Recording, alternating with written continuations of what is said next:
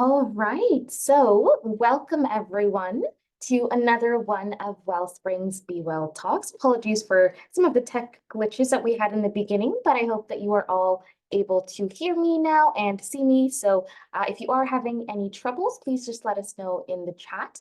So I'd love to call our speakers to turn on their camera so we can get started for the presentation. So a warm welcome to everyone joining us today and our speakers, Sammy and Hsien. Thank you so much for being with us today. Today, our topic is navigating a cancer diagnosis, 7 keys for choice and control. So I'd love to pass it over to our speakers to introduce themselves and we can get the show on the road. Hi, thank you so much. We're so glad to speak to the Wellspring audience. I know it's across Canada, and I'm Hsien Seow. I am a professor in the Department of Oncology in McMaster University, and I'm a research chair in palliative care and health system innovation. And I'm Dr. Samantha Winemaker, but I'm also known as just Dr. Sammy, and I'm a palliative care physician, and I work predominantly in people's homes, which we'll tell you about in a bit. Yeah, and I mean, we can tell you a little bit about who we are and our story of how we got to work together. But really, my story of how I got into this work of palliative care started from, I guess, my own personal experience, my family experience with my mother who had cancer. So we didn't have Wellspring when my mother was facing cancer, but I wish that we did because we really were lost along the way. We really didn't know what to expect. And we just sort of were along for the ride, this roller coaster of ups and downs, and we just didn't know what to plan for. And as a result, we were kind of always in limbo. And that was like a 4-year period. And she did eventually pass away from breast cancer in a hospital. And we never really had a chance to have those discussions about what she would have wanted and to find closure. So I didn't know it at the time, but my career and my life brought me to this work of palliative care to try to make things better for patients and families. But we still hear similar stories like mine. With my mom who passed away 30 years ago. So still really stories of, yes, there's support, but this idea of a palliative approach to care and how to get whole person care, I think is still lost in all the chemotherapy and radiation and cancer center work. So there's something missing, and that's what brought Sammy and I together. Mm-hmm. Sien's story echoes my experience in people's homes, definitely.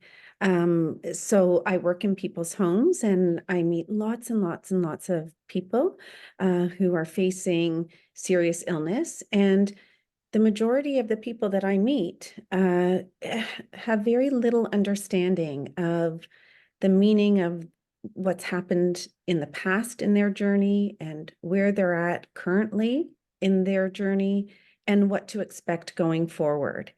And I would sit there scratching my head thinking, how is it possible that these people have gotten through what was either, a 1-year journey or a 10-year journey without having really a good idea of where they were at in their illness. And this was contributing to a significant amount of suffering. I would be called in for symptoms like a pain or nausea or insomnia and if you dig into the reason why, much of what was happening was the gap in information that was being shared with those patients and families, and it was amplifying their physical suffering. So Sienna and I joined forces and we said, enough is enough. This cannot be the way people go through a healthcare journey.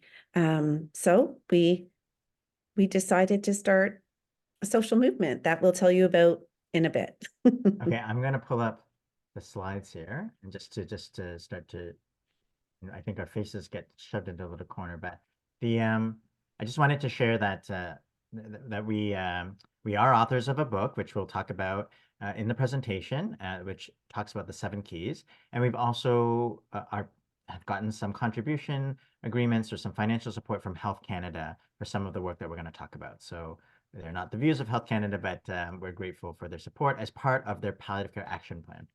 Mhm. I think the problem that we are trying to solve, Sammy, we actually, I can pass this over to you, maybe if you want Mm. to chat about what you see on a day-to-day basis. Yeah. So Hsien and I, in all his research and my experience caring for people in their home, I mean, I will tell you that when you work in someone's home, it's a more laid back, I would say, casual healthcare setting, let's just say. And with that comes this beautiful environment that communication just flows really nicely because people are typically very comfortable in their own care setting. So Hsien, through his research, and myself, in people's homes, we've received tons and tons and tons of stories and intel that has helped us to realize that we have essentially two types of groups of patients and families. Um, the majority of people, we would say, are feeling pretty much in the dark. And that comes with all of these feelings you see there on the slide. They feel always unprepared for what's next, and therefore everything seems reactive. They feel unaware, unsure. Their illness course seems like a generic kind of course, and it doesn't really feel that it reflects them as a person, a unique person. They often feel really overwhelmed, frustrated, and scared. And like I said before, all of this amplifies suffering and physical symptoms. So, big, huge group of people feeling in the dark. And then the good news is there were some people that we could say felt like they were in the know. And this illness journey was a fundamentally different feeling than the other one. These patients and families felt more prepared, informed when they were going to make big decisions. They felt more confident. They felt like they remained themselves throughout the illness. They could recognize their own personhood.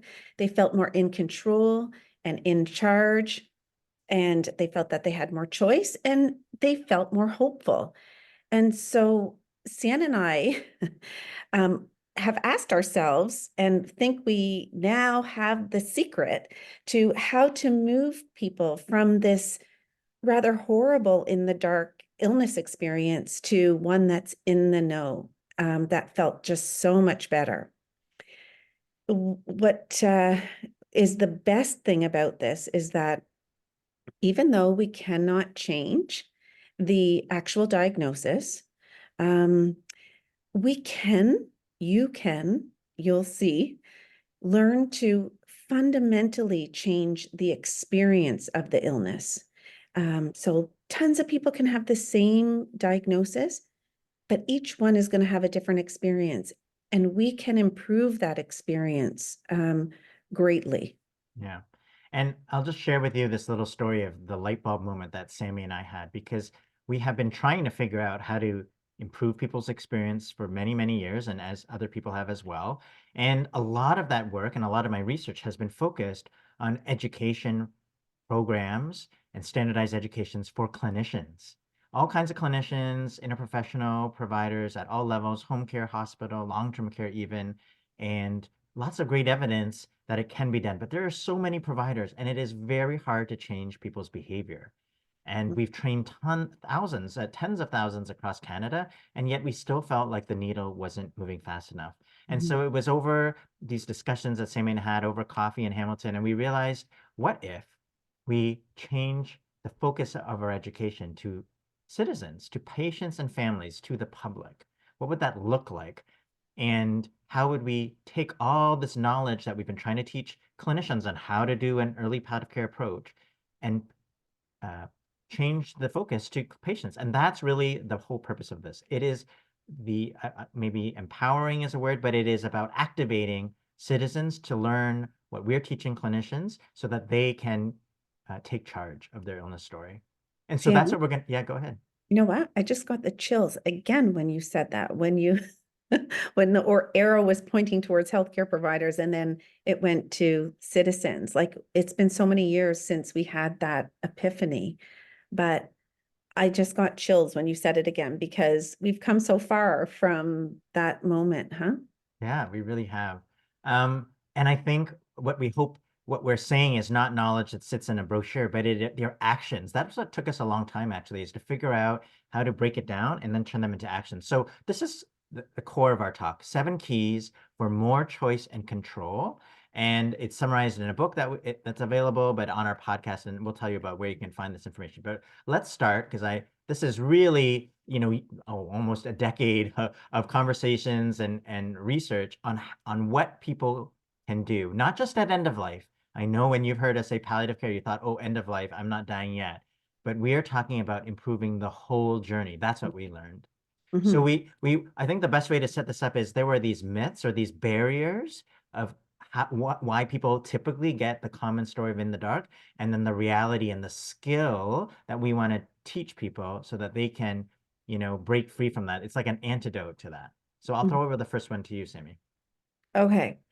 So one of the myths is that you have to be uber positive. And if you're nothing but positive, then you're actually just giving up. So you have to be rah, rah, rah, cheerleading, and always think of, rose-colored glasses and stiff upper lip and, keep your chin up.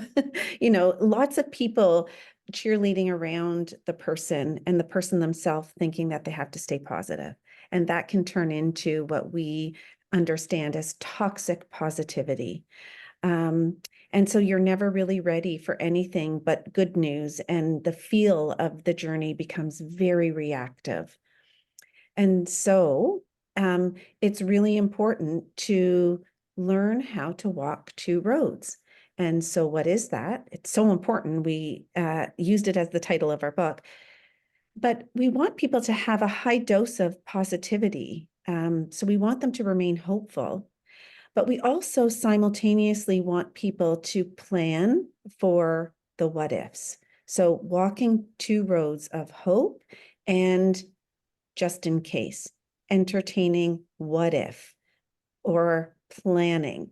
We don't want to ignore this other road. And this other road does not dishonor hope, that you can have both at the same time.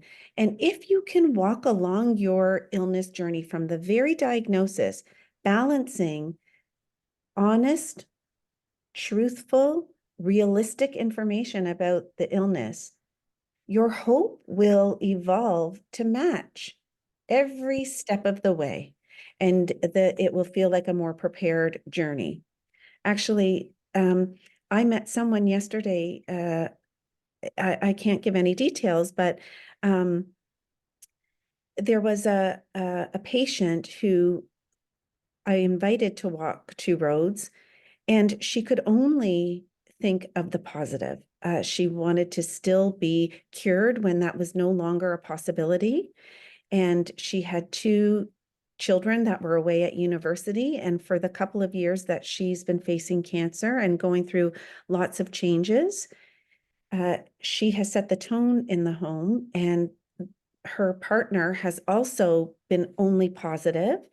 And what's happened is they're now at a late stage in her illness, and the children at university have come home and for the first time been told that there isn't much time. And the problem here is that the parents only walked the road of positivity and shielded the 2 children from any reality of this illness. And now it's like opening a can of worms, and the grieving starts all of a sudden at such a late stage, and that's filled with lots of regrets. So this is a really important fundamental skill, to be able to hope and plan at the same time. Yeah. And I think, of course, as palliative care researchers, we meet people at the end of life. But what we are saying is if you walk 2 roads from the beginning and not planning for your death, but entertaining the what ifs, if there's a not so good, detour, people will be more prepared. It won't throw them so off the edge. And there's still lots of room for hope. So anyway, the second key is really addressing this issue of when you talk to your clinician about what does my future hold? How long do I have? What does this look like? You often are met with a response like, well, there's no crystal ball and, we're not there yet. And this avoidance of wanting to look into the future. So these kind of go hand in hand. And we know if people muster up the courage to think about the future, they need information to help them plan. But if they don't get that, they're unaware, they're in the dark. And so what we teach people is the skill of how to ask your clinician on how to zoom out. We're going to it's easy to get sucked into the minutia, the weeds of an illness, so to speak, where you're focused on the tests and the blood test and the scan and when does the next scan in 3 months. But every illness, like a good story or any story, has a beginning, a middle, a late, and an end stage.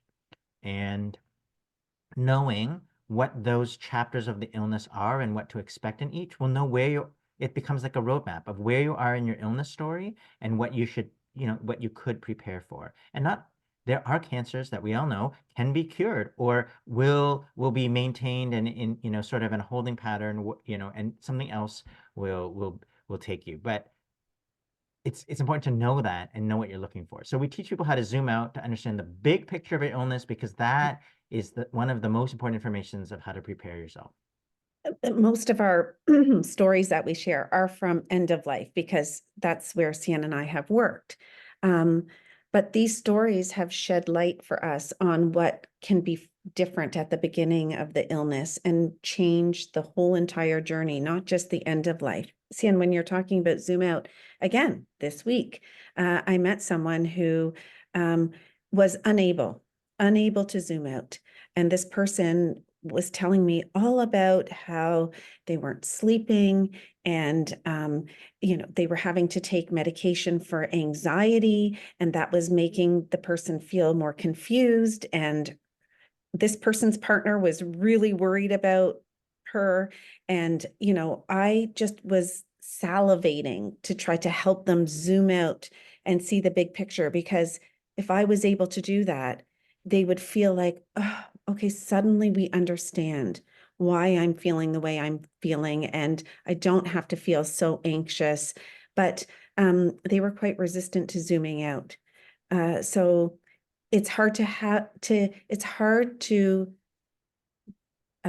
help people to zoom out when it's very, very late. It's much better to have these skills early in the illness. Yeah, I'm going to share my little story too. We're working on sharing. So it's very short, but just on Twitter yesterday, someone wrote me and told me about they are caring for someone with Huntington's disease, which is a very long progressive illness. And they said they got palliative care one day before the person chose MAID and died. And the MAID and the palliative care was like beautiful care. And they had been waiting to get this kind of care for their whole journey. They've had Huntington's for 10 years. So essentially, we're not talking about planning for a better death. What Sammy and I are saying is we had to break out, why do people only get great, beautiful care when they get this thing called palliative care? No, we want people to get great, beautiful, whole person-centered care every step of their journey, even if they don't, if they can be cured or in remission from their cancer. And the way to do that are these skills. So anyways, let's keep going on. We'll keep people on here well past the And you time. wanted us to tell stories. And I know. I hope okay. we can't see your faces, but I mean, you can give us a thumbs up in the chat. We can see the chat. Okay.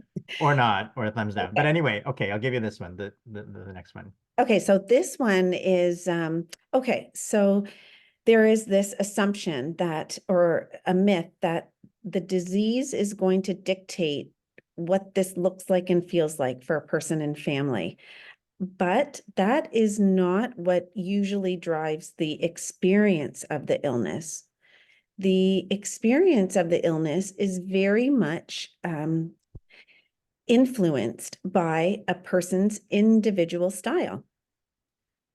So we can put that up, Dr. Seow. Okay, so we want people to know their style, because if we can harness the things about us that we have drawn on in the past when we have faced a challenge, the coping mechanisms, our natural personality style. Sometimes these things have worked for us, sometimes they have not worked for us. But the truth is there is so much about us as unique people that we can know and be mindful of that will help us understand and mitigate what our illness experience is going to look like, even though we may not be able to change the underlying diagnosis itself. So it's really important to help people know their style and know the style of the people that are around them in their private life, because that is going to be very illuminating on what it's going to be like for you and your people to walk through an illness journey. Yeah, I think it's the biggest factor that's going to change what you need to prepare for. It's not just technical things, it's also how the person with the illness is going to react to that. So, and that is connected to our next key, because there's this feeling of, yes, well, it's about the disease, what the type of cancer you have, and it's all about how I react to that treatment. And then there's this idea of, well, when there are decisions, doctor, what should I do? Doctor, if you were me, or nurse, or what would you do? And when we do that, in some ways, we give up the power of, is that right for me, based on what the doctor thinks is best? Because they know medicine, they know the illness, they know the cancer the best, but they don't know you as well as you know yourself. So we teach people to tell them that you can customize your order. There are ways and tips and tricks that we talk about, phrases that we talk about in our book and our podcast, that tell you how to bring forward what is important to you and talk about that and use that in your decision-making process. Again, not just about decisions at end of life, but every step of the way. Because as you all know on this call, that you have a very big life, and the treatment that you get in the cancer center is just a small part of that, but it has such a huge implication on every other aspect of your life and your relationships and your home and your quality, your happiness. So all of that needs to be brought forward. And so that's this idea of tailoring your care and the choices you make to who you are. Mm-hmm.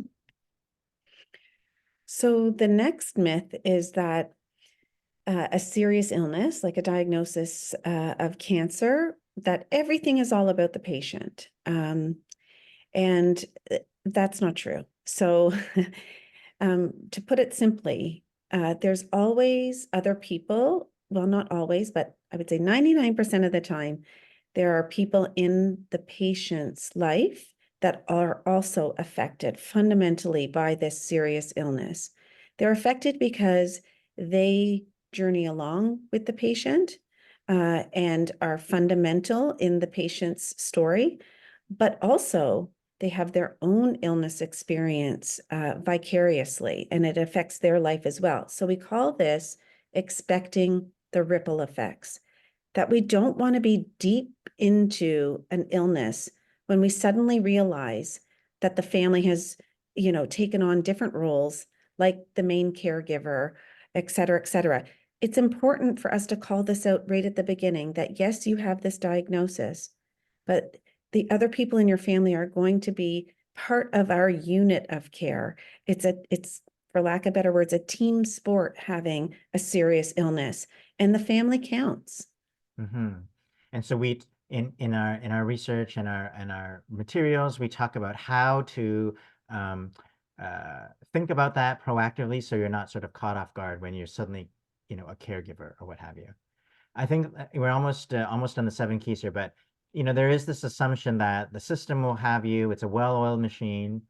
Maybe some people think that that everyone talks to each other because there's a magic medical record here. And I think there are navigators in the system, and there are probably resources and coordinators at organizations like Wellspring, and they have such an important role in making things better. But the truth of the matter is, the people who know your story best are in your circle, in the ripple, in that ripple effect. The patient or their immediate, crew, their inner crew, are the people who must have a role in connecting the dots and coordinating information, not just medical information, but information that is important about who they are and the kind of life that they want, and yeah, what it is, how they want to take charge of this journey. So it takes you from feeling frustrated to being in charge when you know that you must have some kind of a role in connecting the dots and being an advocate. Mm-hmm. And the 7th one is this idea that people assume no news is good news, and that information will come to me and my family as I need it, as they see it necessary for me. And so patients show up to their appointments trying to be good patients. They're patient, they're quiet, they are waiting and polite. And the problem is that usually there's things on their mind, but they're being quiet and they don't want to ask what's on their mind or ask questions because they don't want to disrupt the rhythm of the clinic, and they see that the doctor and the nurses are busy, and so they just are good and assume that news will come to them when they need it. So they take a more passive, laid back approach to being a patient and family. And that can be a little bit of a dangerous assumption, because we know that on the flip side, if patients are more activated and families are more empowered and they find their voice and bring it forward, sometimes Hsien and I say they move from the back seat of their illness journey to the front seat. Maybe they're not driving it, but they're in the seat beside the driver. But whatever it is, that we want people to come forward and invite themselves to be more activated in their illness journey. This will give people a much better sense of control and not feel like they're always suspended in a waiting room, in a waiting pattern. Yeah. So this is a quick, summary of the 7 keys that took us, I don't know, 8 years, 8 years, 7 years. 7 years. To come up with, mostly because, as you'll see, it was about the language, and it was about turning it into an action that patients' families could do, and showing them how, and not just waiting for it at the end, but right from the beginning. So I think the next slide was one of the most common questions we get, and that we thought we should probably address. It was about what is palliative care, ultimately. And this idea that the myth is that palliative care is something that's delivered at end of life. And there are these pictures like this one where, it's at this point near the very end where you're close to dying, to death. That's sort of the far right. And then now there's a moment where there's nothing more you can do and you get palliative care. You get referred to palliative care and just comfort care. So before that, you're, going for curative treatment. But the more modern way to think about it is that palliative care can be done early. It's been shown in many, many, many studies. I sound like Sammy. Randomized trials even that show there's a benefit on symptoms, on quality of life, on survivorship even, and it can be infused at the beginning and as your needs are required about whole person care, they can be sort of peppered in throughout the illness. So it's not only reserved for the end. But so we like to think of palliative care as just good care, or the best possible care that you should and would want in the context of a life-changing diagnosis or a serious illness. And that's what a palliative approach is, and a palliative approach to care is. And when we think of the overlap between good care or the best possible care, that's really whole person care or person-centered care. I think there's so much overlap there, very similar. Maybe palliative care has specialization in complex symptom management, perhaps. But the reality is most of it, I think, is about information and preparing and just seeing you and all those other things we talked about. But the challenge with that, even though we talk about the philosophy or the approach of a palliative approach, in the real world, palliative care is still used in many different ways, right? It is still used as a place, like you're going to the palliative care unit, or I need a referral to a palliative care specialist doctor, or you're not eligible for palliative care nursing yet. So I think we want listeners to know that palliative care is an approach. It really is about whole person care, but in the real world, there are these, people will use it in different ways. It's the palliative stage, or the patient is palliative now, like a label or a diagnosis. I think that I'm not sure we can change everybody's use of language. It's important to know that that happens. But the key is, if you remember that palliative care is not just end of life, it's not only symptom management, and it's delivered not just by specialists like Sammy. it is an approach to care, it's holistic care for patients and their families, then you'll know that it's provided by all providers. It starts from diagnosis and beyond, including grief and bereavement, and it's whole person care. And if that's the case, we don't need to call it palliative care to get the best care possible. What we are trying to do in our work in this presentation is to show people how to leach out the best possible care and maybe even train the healthcare providers or give permission, take the lead for the healthcare providers and the system to say, I want the best care possible. And these are the skills that I want to bring forward. And I want you to talk openly about how I can hope for the best and plan for the rest. You don't need to call it, you get that care in this phrase called palliative care. What we have learned in our work in palliative care at the end can be deconstructed and brought forward. So that was sort of, yeah, go I ahead. was going to give you a standing ovation. Oh, well, so this is how I hope that made sense to folks. But this is how you can learn more.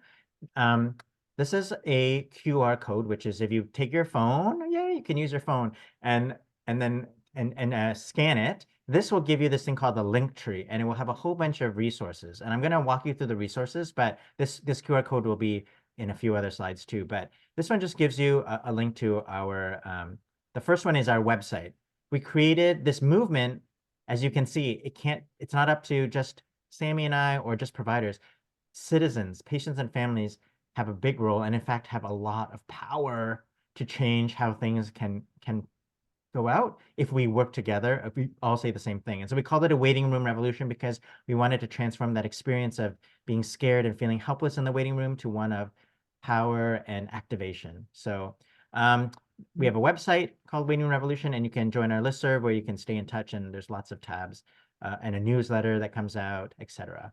But on that website, we have a one-pager that's free. Right now, you can download this one-pager of the 7 keys so you can read a little bit more about it and the action that we're asking people to do so you can use these tips right away, no matter where you are on your illness journey. You can find out more about the keys from a book that came out a couple months ago and has already had to be reprinted. It was a #1 bestseller in its first month in multiple categories. And people, we've had, we didn't put all the reviews and stuff, but people have just had overwhelming positive response because it is like the guidebook of how to be a patient or how to be a caregiver when you get labeled, when you suddenly enter this world of, illness. There's not really any course to take, and we show people how to come to the system activated and ready to, it's not to do more work, it's just to have more choice and control. Do you want to talk about this one, Sam? Yeah, so neither Hsien and I had ever listened to a podcast. I don't know how we got into this, Hsien, like who recommended it? I don't even remember. Krista. Anyway, Krista. Okay. It doesn't matter. But the point is someone said we should do a podcast because we do so much talking about this, Hsien and I. We have, hours and hours, bazillions of hours talking about it. So we thought, okay, well, why don't we just talk about it on a podcast, which was our season 1. Our season 1 and the 10 episodes in season 1 are all about us and the heart of our social movement. Our podcast is very popular. We're both surprised by that.